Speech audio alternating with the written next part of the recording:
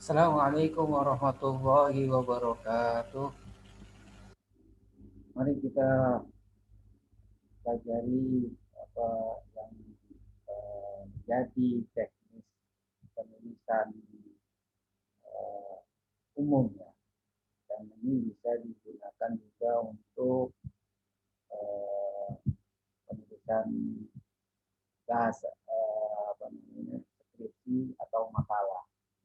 Karena itu mohon diperhatikan baik-baik dan sebelumnya kita baca doa dulu. Mudah-mudahan kita diberikan kepahaman oleh Allah Subhanahu wa taala. Ala hadini wa lakum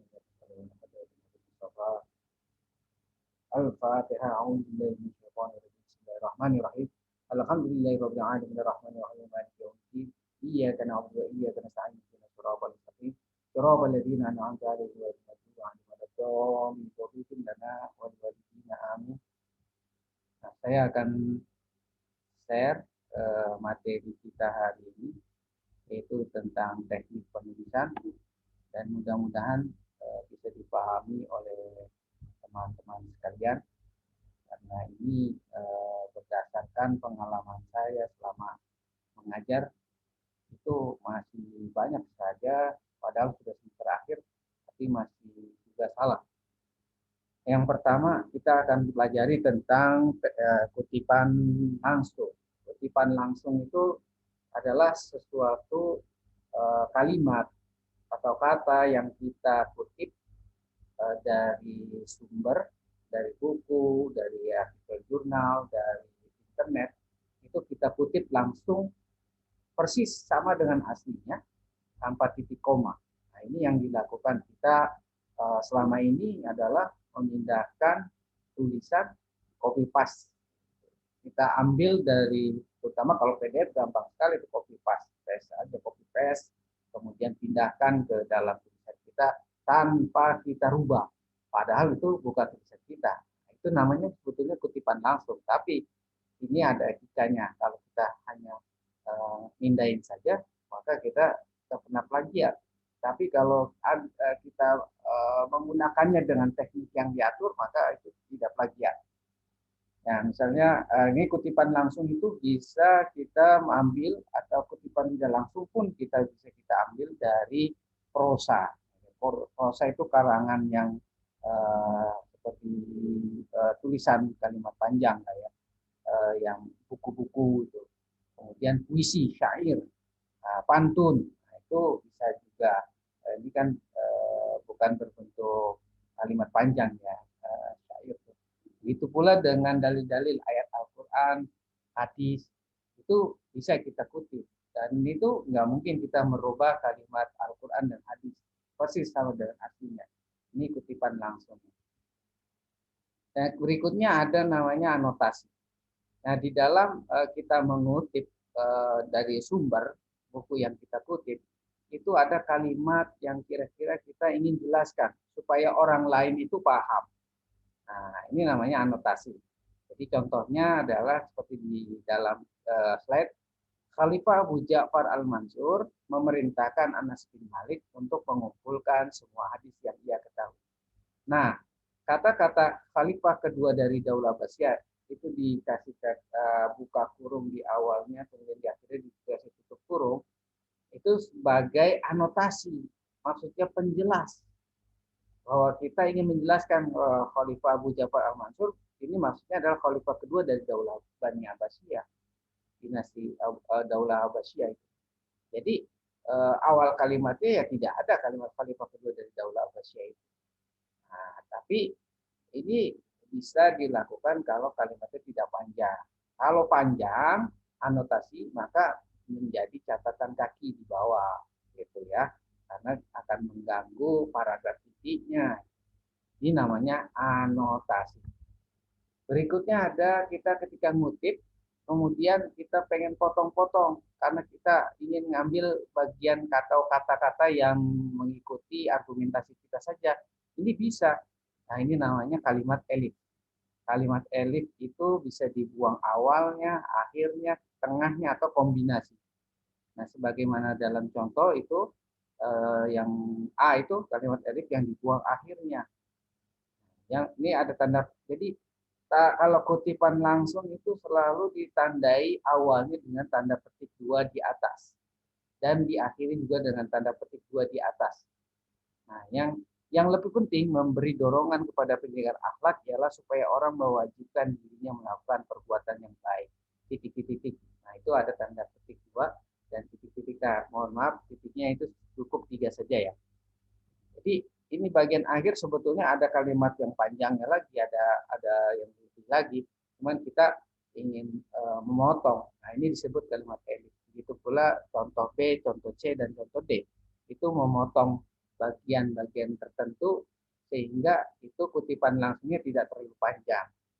Nah, hal ini dibenarkan. Ini namanya kalimat elif. Kemudian interpolasi. Interpolasi ini jika kita mengutip dalam sebuah buku atau artikel atau yang lainnya, tapi di situ ada kesalahan ketik atau mungkin kesalahan yang tidak disadari oleh penulis, maka kita cukup memberi kalimat SIC. Seperti dalam contoh, syair-syair Taufik Ismail, memiliki kedalaman makan. Ini tidak garis bawah ya, cuma saya yang menegaskan saja. Buka kurung SIC. Dan penuh kearifan. Nah, tetap pakai petik 2 di atas awal dan akhir. Karena ini kita ngutip langsung. Kalau kutipan langsung, itu salah pun kita harus ikuti. Nah, cuman kita membenarkannya atau merevisinya dengan cara menulis SIC.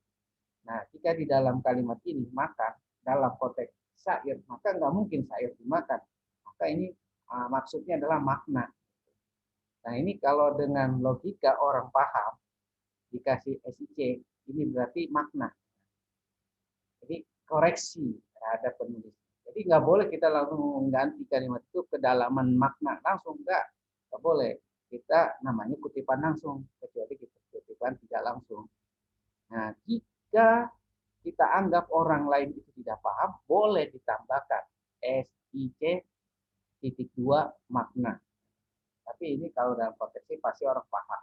Kalau yang tidak paham boleh dikasih tadi SIC titik 2 apa maksudnya. Nah, ini interpolasi. Berikutnya adalah kutipan langsung di bawah 5 baris.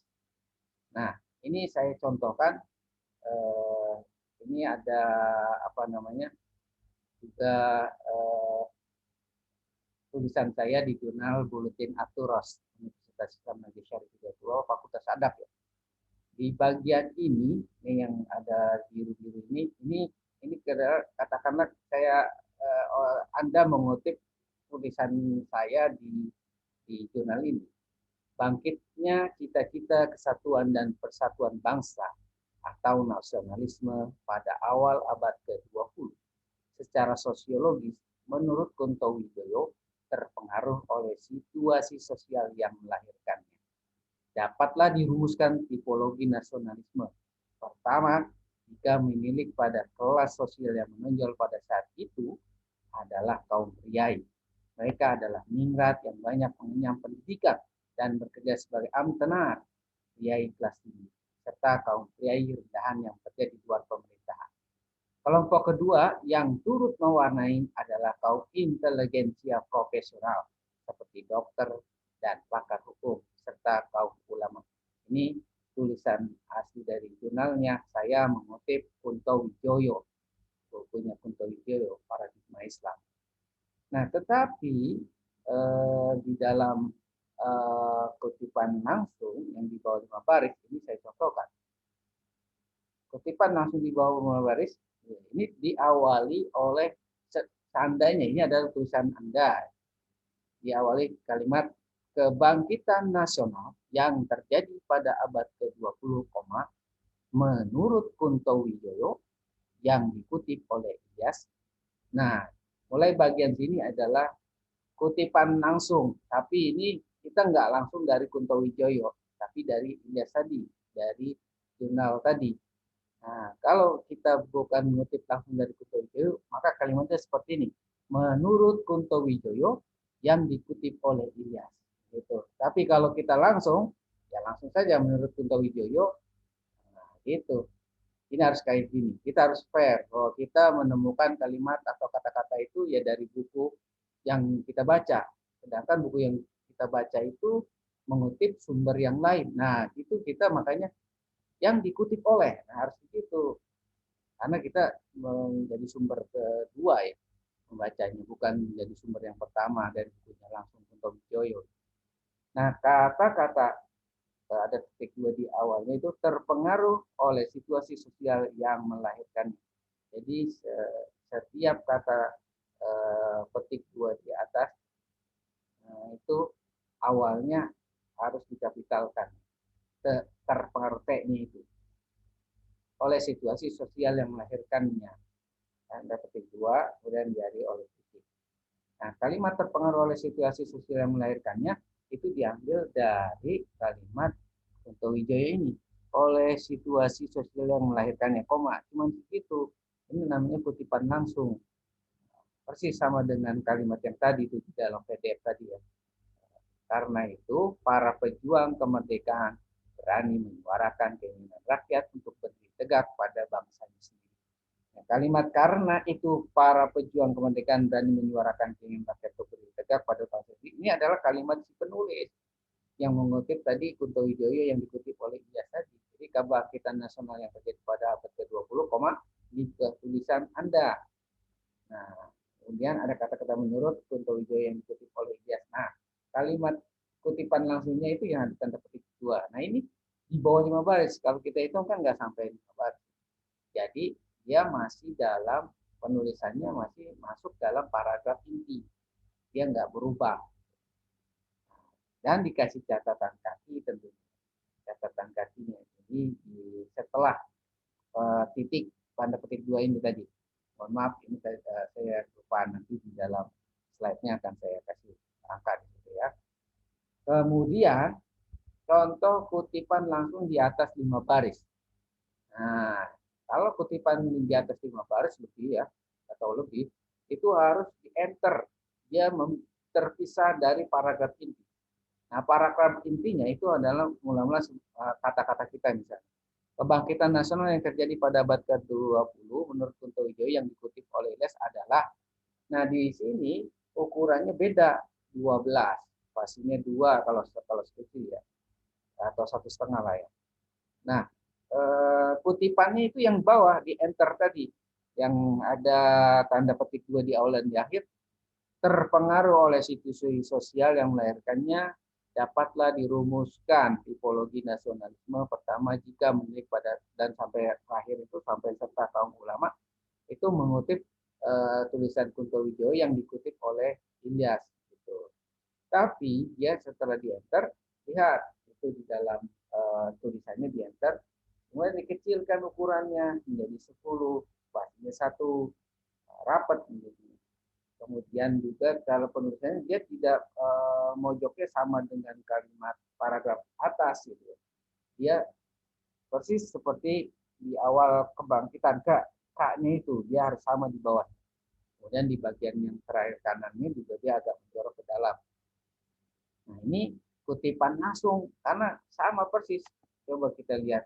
Sama persis dengan ini nih, dengan PDF ini ya. Sama persis. Nah, ini namanya kutipan langsung memindahkan tadi. Tapi dengan teknik seperti ini kita terhindar dari plagiarisme karena kita sudah menggunakan teknik dan juga catatan kaki. Nah, kalau kita tidak seperti ini, langsung kalimat inti seperti ini aja, pindahin copy paste itu pelanggaran plagiarisme namanya.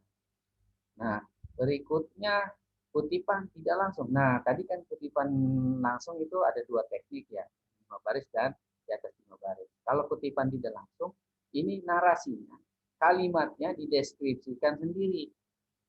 Meskipun intisarinya tetap dari tulisan jurnal tadi. Kutipan tidak langsung misalnya, ada 2 kelompok sosial yang menonjol saat kebangkitan nasional muncul, yaitu pertama kaum minat kiai yang memiliki pendidikan tinggi. Kedua, kelompok profesi yang memiliki wibawa di tengah-tengah masyarakat seperti ulama, dokter, dan para ahli hukum. Nah, ini kan beda dengan kalimat ini, beda dengan yang kalimat di dalam jurnal ini. Dia sudah dirubah. Ini namanya kutipan tidak langsung. Jadi dia mengutip intisarinya, tapi bahasanya dari bahasa penulis sendiri, gitu tanpa dirubah. Dirubah, ini ada kalimatnya dirubah, tidak sama persis, tapi intisarinya sama. Gitu. Ini kutipan tidak langsung. Tapi tetap kita harus menggunakan catatan kaki karena kita menggunakan ide orang walaupun bahasanya bahasa kita. Nah, berikutnya kita belajar tentang footnote atau catatan kaki. Semua kutipan-kutipan tadi, kalau ada kata-kata menurut juga, itu apabila ada nama orang, kemudian ada gelarnya, profesor, doktor, kiai haji, pangeran, raden, itu kita menggunakan nama aslinya saja, tidak perlu dicantumkan gelar-gelar. Itu pula di dalam catatan. Kita ibid, objid, dan logjid. Ini sering kita lihat di dalam buku-buku sumber. Ya. Tapi kadang sekarang sudah tidak digunakan lagi istilahnya. Tapi kita harus tahu juga, ibid itu ibidum, artinya nafsul maroji, artinya sama dengan catatan di atas. Referensinya sama persis dengan di atas. Sedangkan objid itu artinya maroji asabiq, itu sama persis dengan yang di atas, tapi sudah diselingi oleh footnote yang lain. Nah, yang ketiga, logjid atau nafsul makan, ini juga sama persis dengan catatan referensi di atas, kutipan referensi di atas, tapi juga sama halamannya. Nah, kalau logjid tadi tidak sama dengan halaman. Coba kita lihat contohnya. Ini ada 5 catatan tadi. Nah, kalau ibid ini sama persis dengan di atas tanpa di sini. Yang footnote nomor 2, ibid halaman 230 ini sama persis dengan di atas. Tim penulis Ensiklopedia Indonesia. Nah, kemudian kalau contoh objek kita lihat di footnote ke-5 itu ada contohnya Hanscott, objek, halaman 15. Nah, ini fungsinya 5 ini sama dengan catatan kaki nomor 3 Hanscott, nasionalisme arti dan sejarah. Jadi ketika kita mengutip itu baru pertama kali mengutip referensi itu, maka itu harus penuh namanya, judul karangannya, tempat penerbitnya, tahunnya, dan halamannya. Tapi kalau di berikutnya kan tinggal menulis ibid atau objek. Objek itu digunakan ketika sudah diselingi. Nah, ini kan 5 sudah diselingi oleh nomor 4 kan. Padahal samanya dengan nomor 3. Jadi sudah diselingi, ini yang namanya diselingi atau dilangkahi. Berikutnya logjit. Logjit dari footnote nomor 7. Daniel Davide. Daniel Davide ini ada di catatan footnote nomor 4. Nah, jadi maksudnya ini adalah Daniel Davide sama persis dengan judulnya itu juga, bahkan halamannya 30 sama. Nah, kalau halamannya berbeda dia pakainya objek. Itulah harus kita pahami, kita tahu konteksnya. Sedangkan body note atau catatan dalam, ini yang sering kita lihat di dalam buku-buku pakai catatan dalam, kemudian kita ketik ulang sama persis ngikutin begitu, itu ketahuan. Itu adalah plagiat. Karena itu kita ngelihat di buku seperti itu, kita ikutin lagi. Padahal harusnya tadi pilihannya kutipan langsung atau tidak langsung. Kemudian kalau ada kata-kata dari itu, kita gunakan menurut. Di sini misalnya Raja Ahmad dan Raja Ali Haji adalah orang termuka sampai terakhir itu. Dan bagian terakhirnya ada kalimat ada buka kurung Virginia Matheson 1982, terus halaman itu XS1 XS1 21 ya. Itu adalah halaman. Jadi maksudnya kalau dijadikan catatan kaki, Virginia Madison, nah ini karena sebagai editor, bukan penulis Fatin Hafiz. Judulnya tempat yang di Kuala Lumpur, penerbitnya Fajar Bakti, kemudian tahun 82, nah, kemudian halaman catatan kaki. Tapi ada juga nanti yang tahunnya setelah nama itu diperbolehkan. Dan atau nanti kutipan-kutipan ini ya disesuaikan dengan mau pakai American Psychological Association atau pakai yang mana, nanti tergantung kampusnya menggunakan yang mana. Nah, itu ini namanya catatan dalam. Kalau ada kayak gitu ya harusnya dirubah gitu ya, menjadi catatan kaki. Dan itu pun berarti karena kita ngutip dari orang, harus dirubah lagi menurut, harus ada ada menurut Virginia Madison itu, karena kita melihat motif dari buku itu dikutip lagi. Ini catatan dalamnya. Jadi memang dia singkat saja nama, tahun, dan halaman. Bahkan ada yang nama tahun atau nama halaman saja. Nah, bagaimana kita tahu ini lengkapnya? Kita lihat di dalam daftar pustakanya. Dia lengkapnya judulnya apa, diterbitkan di mana tahun. Nah, itu baru karena ini biasanya ada kayak penulisan saja ya. Kalau menggunakan Wordnet umumnya karena dia tidak ingin mengganggu pembaca, di bawah itu banyak tulisan-tulisan. Nah, ada lagi terakhir endnote, endnote, catatan akhir. Ya itu tulisan bebas saja berapa halaman. Kemudian tadi tetap ada angka-angkanya seperti catatan kaki, tapi dia nanti ada di belakang terakhir di satu halaman pun 1 sampai 10 fotonya. Jadi dia di bagian terakhir. Tapi ya mah agak jauh melihatnya kalau kita mau melihat referensi seperti itu, jadi lebih lagi ya. Kalau catatan kaki di bawah kan enak bisa melihat saja. Sedangkan daftar pustaka ini penulisannya beda dengan catatan kaki. Kalau tadi catatan kaki nama itu tidak dibalik, tapi kalau bibliografi atau daftar pustaka namanya harus dibalik. Cuma yang dibaliknya lihat yang bagian ujung akhirnya.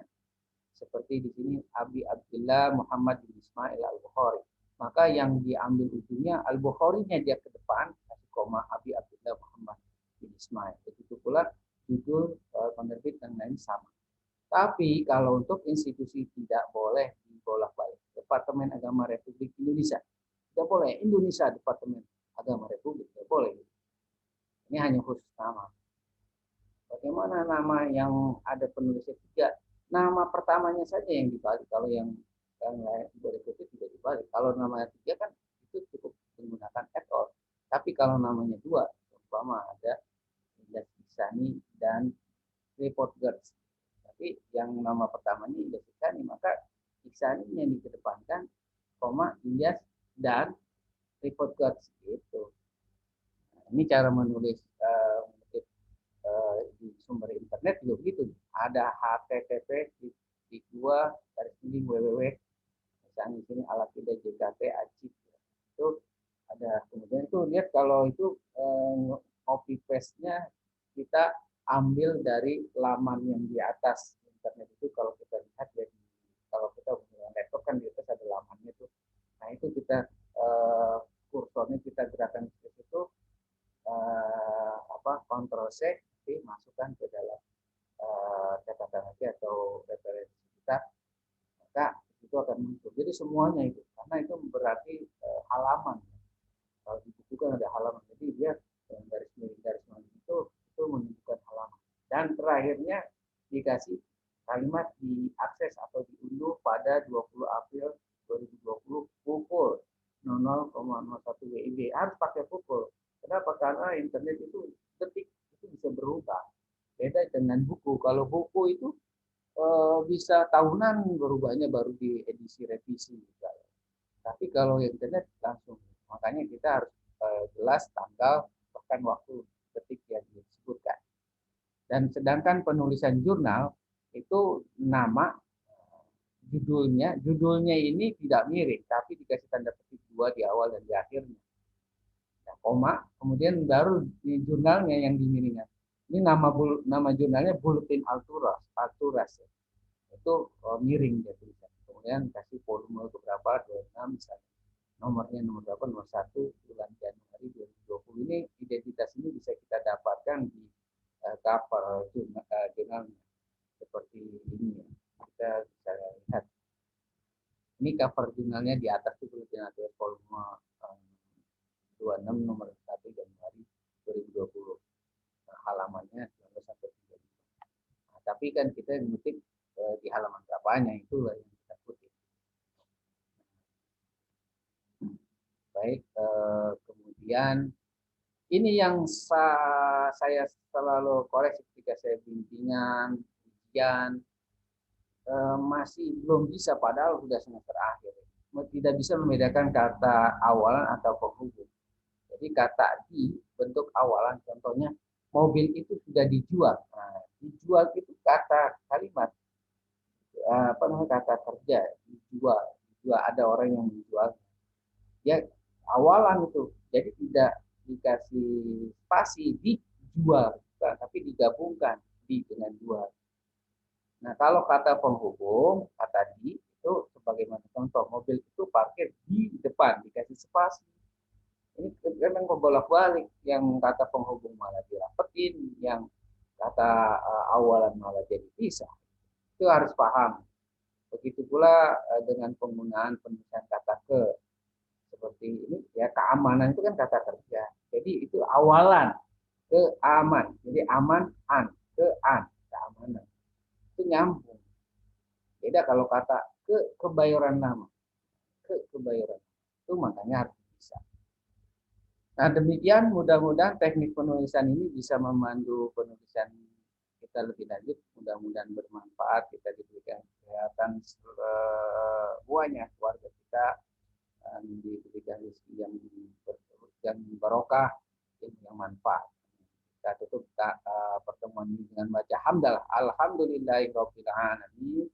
Wassalamualaikum warahmatullahi wabarakatuh.